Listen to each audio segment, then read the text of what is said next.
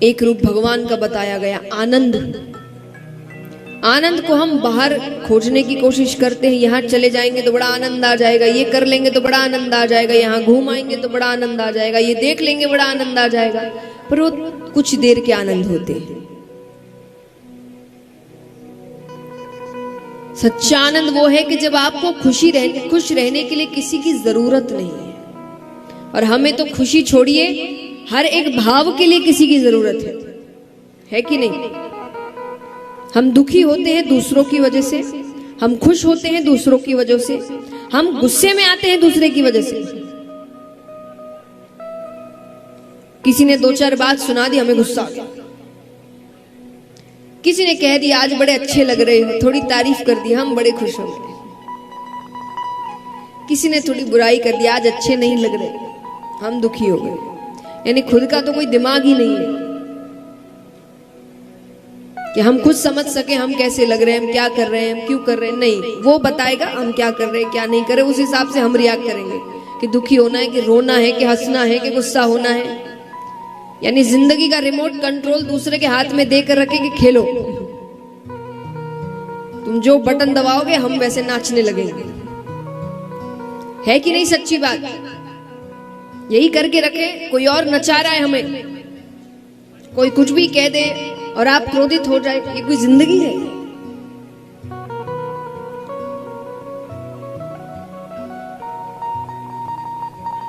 तो आनंद क्या है? जो व्यक्ति सच में भगवान को समझने की कोशिश करता है, भगवान की भक्ति में जाने की कोशिश करता है ना, उसको फिर बाहर की किसी बात से कोई फर्क नहीं पड़ता। सबसे अच्छा उदाहरण है जो आगे जाके प्रसंग भी आएगा, गोपियों का। गोपी हमेशा कहती थी कि हमारी भावनाएं, हम क्या करते हैं, क्या सोचते हैं, या तो हम जानते हैं या तो वो जानता है, और दोनों को ही ठीक लग रहा है। तो बाकियों को ठीक लगे नहीं लगे, हमको उससे कोई फर्क नहीं पड़ता। क्योंकि एक बात हमेशा याद रखिएगा, भगवान ने आपको, आपकी जो आत्मा है ना, ये सबसे बड़ी शक्ति है। ये हर व्यक्ति को समझा देती है कि वो सही कर रहा है कि गलत।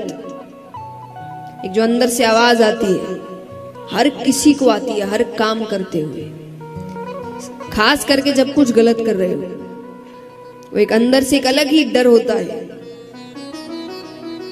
आत्मा की आवाज होती है गलत है, पर उस पर दुनिया की आवाजें ऊपर आ जाती है, अरे चलता है, आजकल सब करते हैं, अरे क्या फर्क पड़ता है, इतना किसको पता। ये सब संसार की आवाज है, पर जो हल्की सी आवाज होती है गलत है, वो आपकी आत्मा की आवाज होती है। उसको सुनो। ये दुनिया की सबसे बड़ी शक्ति है। आपको फिर किसी की जरूरत नहीं। हम हमेशा सोचते ना लोग हमें समझाए, कोई भी कितनी देर तक समझाएगा, मैं यहां हूं, कितनी देर तक हूं, 7 दिन बस, उसके बाद फिर तो आप ही हैं। आपको ही खुद को समझाना है, खुद की जिंदगी जीना है। तो कोई भी आपके जीवन में कितने समय तक आएगा कुछ समझाने? कुछ दिन, कुछ महीने, उससे ज्यादा नहीं। बाकी जीना आपको ही है, काम करना आपको ही है। उस शक्ति को पहचान। हम अपने आप को बड़ा कमजोर समझते हैं, हमसे शक्तिशाली और कोई नहीं है। अगर हम खुद की शक्तियों को पहचानने में आए तो वो कब होगा? जब आप खुद में आनंद लेने लगेंगे। खुद में आनंद व्यक्ति तब लेता है जब वो सिर्फ भगवान से जुड़ा होता है, अपनी भावनाओं को लेकर, अपनी उम्मीदों को लेकर।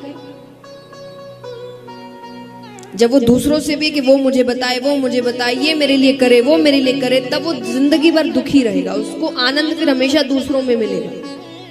और जो सिर्फ खुद में और भगवान में आनंद ढूंढता है, उसको किसी की जरूरत नहीं खुश रहने की, वो अकेला भी खुश है। इस उदाहरण का मतलब वापस ये नहीं कि आप वैराग्य लीजिए, जंगल में चले जाइए, पर एक सच्ची बात बताइए, हम इतने चकाचौंध में रहते हैं, ताम झाम में रहते हैं, भागा दौड़ी की जिंदगी चल रही है, घूम रहे हैं, फिर रहे हैं, फिर भी हर कुछ समय में हमें कुछ नया चाहिए। बोर हो गए, बड़ी जल्दी बोर होते हैं। पर वही जंगलों में रहने वाले जो तपस्या कर रहे हैं, सालों साल वहीं रहते हैं, वो बोर नहीं होते, वो खुश है। आप उनके बाद को किसी की जरूरत नहीं। इसका मतलब ये नहीं कि आप भी जाओ तपस, नहीं, उसने अपने अंदर के आनंद को पहचान लिया। आप तपस्या करना या आप यहां रहकर भी कर सकते हैं। गृहस्थ में रहना भी कोई तप से कम नहीं है, बहुत मेहनत करनी पड़ती है जीवन को चलाने के लिए, परिवार को चलाने के लिए, ये भी कोई तप से कम नहीं है। तो पर यहां पर भी अगर आपने भगवान को समझ लिया, कहते हैं कि अगर दुख में भी सुखी रहने लग जाओ तो समझ लेना भक्त बन गए। भक्त ऐसा होता है, वो हर वक्त आनंद में रहता है, उसको कभी कोई दुखी नहीं कर सकता। तो भगवान को अगर समझने की कोशिश करोगे तो जीवन के आनंद को पहचानने का मौका मिलेगा, जीवन के सच को समझने का मौका मिलेगा। तो ऐसी कृपा भगवान करें। तापत्रय विनाशाय श्री कृष्णाय वयम नमः। 3 तरह के ताप होते हैं, भगवान की कृपा हो तो भगवान तीनों से हमें मुक्त करते हैं। कृपा कैसे हो? कहते हैं कि भगवान ऐसे सर्वशक्तिमान हैं, पर एक उनकी भी कमजोरी है कि वो भक्त को रोते हुए नहीं देख सकते। एक बार अगर जीव रोकर भगवान को पुकार ले, सच्चे मन से पुकार ले, वो हर चीज माफ कर देते हैं। और ये मैं नहीं कह रही, वो खुद कहते हैं। भगवान कहते हैं कि सन्मुख होए जीव मोहि जबहि, कि वो एक बार मेरे सामने आ जाए बस, कि हे प्रभु मैं आपका हूं, मैंने बहुत गलतियां की हैं, पर आज मैं हर चीज के लिए माफी मांगता हूं, मैं वो कुछ नहीं दोहराऊंगा, पर अब मैं आपका हूं। कि सन्मुख होए जीव मोहि जबहि, जन्म कोटि अदनासहि तबहि। यानी वो एक बार मेरे सन्मुख आ जाए, मैं उसके जन्मों जन्मों के करोड़ों पाप वहीं खत्म कर देता हूं, बस वो एक बार मेरे सामने आ जाए सच्चे मन से। इतनी कृपा भगवान करते हैं। तो इस प्रकार भगवान के स्वरूप के बारे में बताया गया। अब चलते हैं शुकदेव जी के अवतार की कथा की ओर। ऐसे तो अलग अलग शास्त्रों में अलग अलग ढंग से बताया गया है, पर दंत कथा के अनुसार एक बार ब्रह्मा जी ने एक सभा का आयोजन किया। इसमें कई ऋषिगण इत्यादि सभी आते हैं। तो उस सभा में एक प्रश्न उठा देवी देवता ऋषिगण सभी से कि इस 3 लोक 14 भुवन में सबसे कीमती वस्तु क्या है, सबसे महत्वपूर्ण, सबसे कीमती, जो हर जगह नहीं मिले। तो सब अपना अपना जवाब देने लगे। कोई कहे सोना, कोई कहे चांदी, कोई कहे हीरा। तो वहां ऋषिगण भी बैठे थे, उन्होंने कहा नहीं नहीं, ये चीजें तो बहुतों के पास मिलेगी, यहां भी होगी, कितनों के पास सोने की कोई ना कोई वस्तु होगी, कितनों के पास है, हाथ उठाना। सब डर रहे हैं।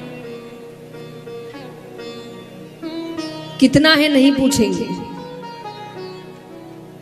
बस है कि नहीं ये हाथ उठाओ। है, इतना भी हुआ तो मतलब है, कईयों के पास है। तो जो कईयों के पास हो वो सबसे कीमती कैसा हुआ? सबसे कीमती तो हर किसी के पास होना नहीं चाहिए। तो ऋषिगण कहते हैं तो बहुतों के पास मिलता है। तो बोले फिर आप बताइए सबसे कीमती क्या है? तो ऋषिगण कहते हैं अगर सबसे कीमती कुछ है तो वो है प्रेम। प्रेम भी कौन सा? निस्वार्थ। हम और आप जो प्रेम करते वो स्वार्थ का है, वो हमारे काम के हिसाब से होता है। जिससे स्वार्थ है उससे प्रेम है।